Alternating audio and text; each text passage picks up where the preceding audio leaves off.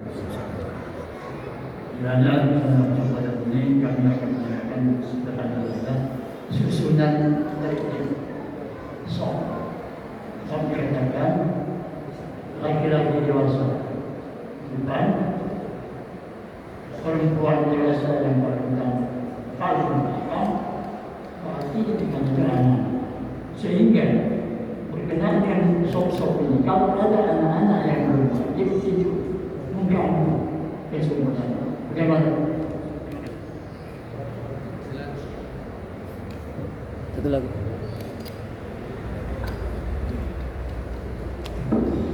Assalamualaikum warahmatullahi wabarakatuh.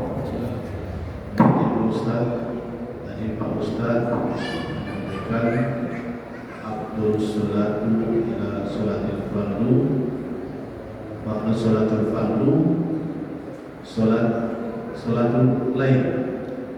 Ini kalau kita bandingkan dengan sholat sunnah qobliyah ba'diyah, sholat sunnah rawatib, ini bagaimana? Karena saya juga pernah dengar ada ulama mengatakan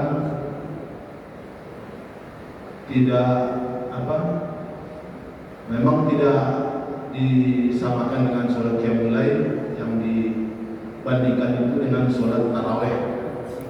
Karena dia bilang banyak orang sekarang melaksanakan sholat taraweh tapi tidak melaksanakan sholat sunnah ba'diyah Isya. Ini agak aneh saya lihat kata itu. Padahal sholat sunnah rawatib itu lebih utama daripada taraweh. Ini menurut pandangan Ustaz bagaimana? Mohon pencerahannya.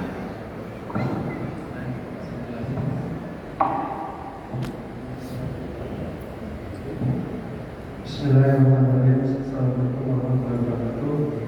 Kemudian masih ada waktu Pak Ustaz. Tadi Pak Ustaz menceritakan bahwa Nabi menasihati Abdullah bahwa jangan sampai engkau seperti bulan yang dahulu melaksanakan qiyamul lail tapi kemudian meninggalkannya. Mau dijelaskan rahasia apa sehingga Nabi menasihati Abdullah seperti demikian? Karena takutnya kita ini termasuk si bulan itu yang kalau susah itu atau kalau ada hajat kita giat qiyamul lailnya, begitu diberikan kelapangan kita meninggalkan qiyamul lail. Mau dijelaskan rahasia apa dari nasihat Nabi sehingga berkata seperti itu? Waalaikumsalam warahmatullahi wabarakatuh. Waalaikumsalam warahmatullahi wabarakatuh. Yang pertama Bapak sekalian berkaitan dengan soft sholat. Jadi betul ya Bapak sekalian, sebaik-baik soft barisan sholat bagi laki-laki adalah yang paling depan. Dia yang pertama bagi laki-laki. Dan seburuk-buruknya adalah yang paling belakang. Sebaik-baik soft bagi perempuan adalah yang paling belakang. Dan yang paling buruk yang paling depan. Karena pada waktu itu belum ada pemisah. Belum ada pemisah antara laki dan perempuan, sehingga yang paling baik itu yang paling belakang. Adapun sekarang ketika tempat sholat perempuan sudah dipisah, apalagi di beberapa masjid dijadikan ruangan khusus. Ini ruangan khusus untuk akhwat. Nah, sebagian berpendapat kalau sudah dipisah seperti itu, maka shaf yang paling baik bagi perempuan paling depan, karena sudah dipisah. Contoh kita di Masjid Nabawi Bapak sekalian, apakah dicampur? Tidak. Dia sudah dipisah kan? Makanya seperti itu, kalau sudah dipisah sudah ada khusus ruangan untuk perempuan, maka kembali hukumnya itu yang paling depan itu juga yang terbaik Bapak sekalian.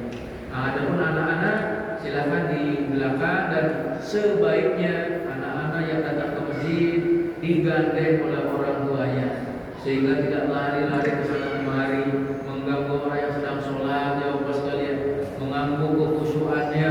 Ada yang teriak-teriak, ada yang tengah, ada yang sahih, apa itu lempar jumroh. Ya Allah, insyaallah itu kan jadi mengganggu bagi sebagian jamaah. Kalau belum bisa disiplin tertib, alangkah baiknya nanti saja kalau sudah mulai dari mulai 7 tahun berkalian dididiknya. Tapi kalau sudah bisa tenang, gak apa-apa, silahkan dibawa ke masjid. Tidak ada larangan membawa anak ke masjid. Yang penting tadi dijaga Bapak sekalian. Kalau anak-anak itu masih belum bisa pipis di kamar mandi, maka harus menggunakan pampers kalau sekarang ya Bapak sekalian, agar ini karpetnya yang terjaga, kesucian masjid juga terjaga. Jazakallahu khair. Yang kedua adalah berkaitan dengan sholat tarawih dan ba'diyah isya Bapak sekalian. Saran saya dua-duanya dikerjakan, karena Rasulullah SAW menyatakan gini, siapa yang sholat sunnah dalam sehari 12 rakaat, maksudnya kan sholat sunnah rawatib, ya 12 rakaat, Allah akan membangunkan satu rumah di dalam surga, sebuah istana di dalam surga. 12 rakaat itu kapan saja? 2 rakaat sebelum subuh, 4 rakaat sebelum duhur, 2 rakaat setelah duhur, 2 rakaat setelah maghrib, dan 2 rakaat setelah isya. Nah, kalau kita terus mengerjakan itu, Allah membangunkan istana buat kita. Kita punya istana di Bogor aja senang banget, apalagi istananya di surga. Allah tiap hari. Lalu nanti berkaitan dengan qiyam Ramadan ataupun tarawih, Rasul menyatakan man qama Ramadana imanan wa ihtisaban ghufira lahu ma taqaddama min dhanbi. Siapa yang qiyam Ramadan, siapa yang tarawih dengan penuh keimanan dan mengharap pahala dari Allah, Allah ampuni dosa-dosanya yang terdahulu. Bisa dibayangkan dua keistimewaan kita dapatkan. Yang pertama istana dapat, yang kedua pengampunan dosa dapat. Makanya alangkah baiknya setelah selesai sholat isya, kasih waktu sejenak untuk ba'diyah Bapak sekalian. Bapak-bapak, saya ingin tahu berapa menit sih sholat sunnah ba'diyah?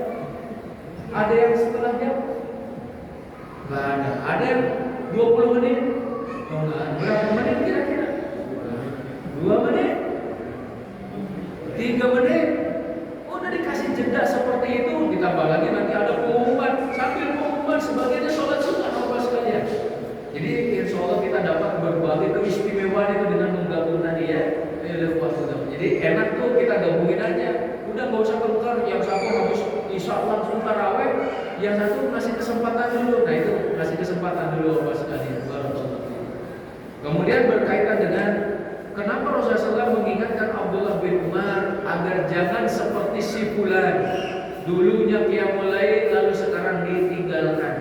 Bapak sekalian, ketika ada seseorang mengerjakan amal soleh lalu ditinggalkan, itu menunjukkan apa? Futur Bapak sekalian. Orang tersebut terputus gitu ya dari amalan yang biasa dia kerjakan. Rasul menyatakan ahabbul a'mali ilallahi adwamuha wa in qalla. Amalan terbaik bagi kita itu adalah yang terus-menerus walaupun sedikit. Maka kata Syekh Asy'ari Bapak sekalian, kalau kita mau mendidik diri ini untuk membiasakan qiyamul lail, alangkah baiknya jangan langsung berat. Baru qiyamul lail sudah 1 rakaatnya setengah jam, besoknya istirahat 20 hari Bapak sekalian.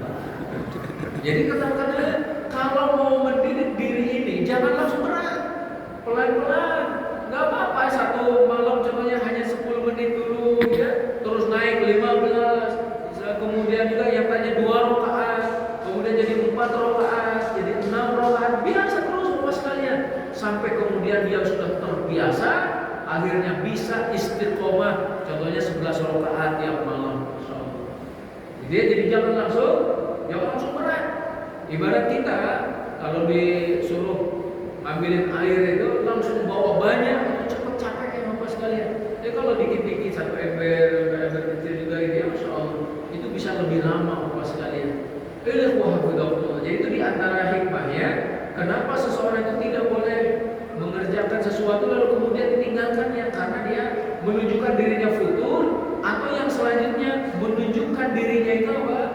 Sudah tidak mau lagi mengerjakan apa yang Allah Subhanahu wa taala perintahkan. Ini yang paling buruk Bapak sekalian. Seakan-akan dia bosan, masyaallah. Jangan seperti itu ya. Kemudian hikmahnya juga kenapa Diingatkan oleh Rasul karena apa sekalian kemuliaan kita salah satunya adalah dengan qiyamul lail. Kemuliaan kita berarti berkurang kalau enggak qiyamul lail apa sekalian. Kita belum termasuk orang soleh kalau belum qiyamul lail. Barakallahu. Ada lagi mungkin? Dari sebelah kiri saya. Oh, salah. Yang biasa aja ini.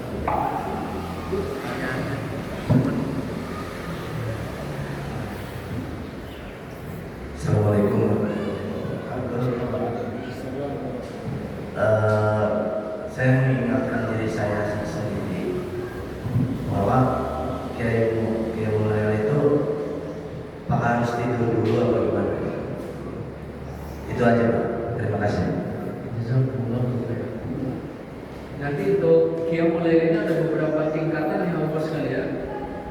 Di antaranya gini. Seseorang yang mengerjakan sholat di waktu malam dihitung qiyamul lail walaupun belum tidur.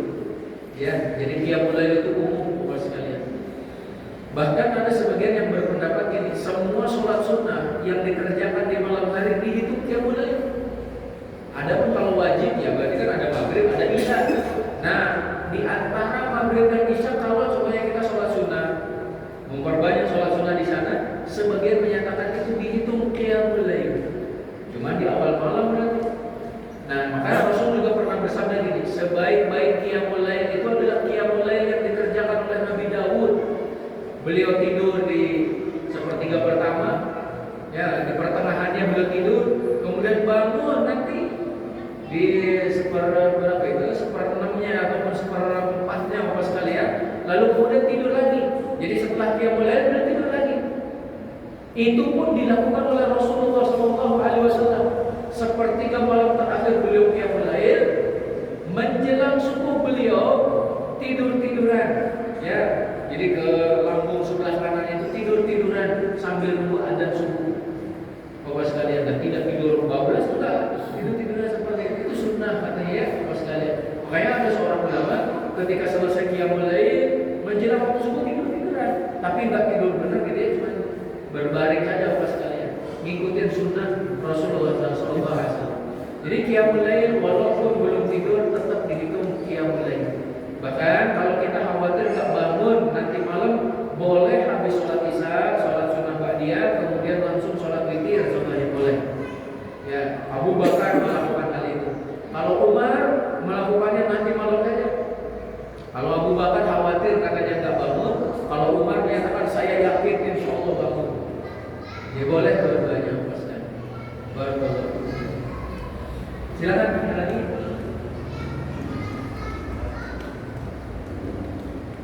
Baik, kalau tidak ada kita cukupkan saja ya Bapak sekalian. Semoga Allah Subhanahu wa taala menjadikan kita sebagai hamba yang senantiasa tunduk patuh kepadanya dengan mengerjakan berbagai ketaatan, di antaranya adalah membiasakan qiyamul lail.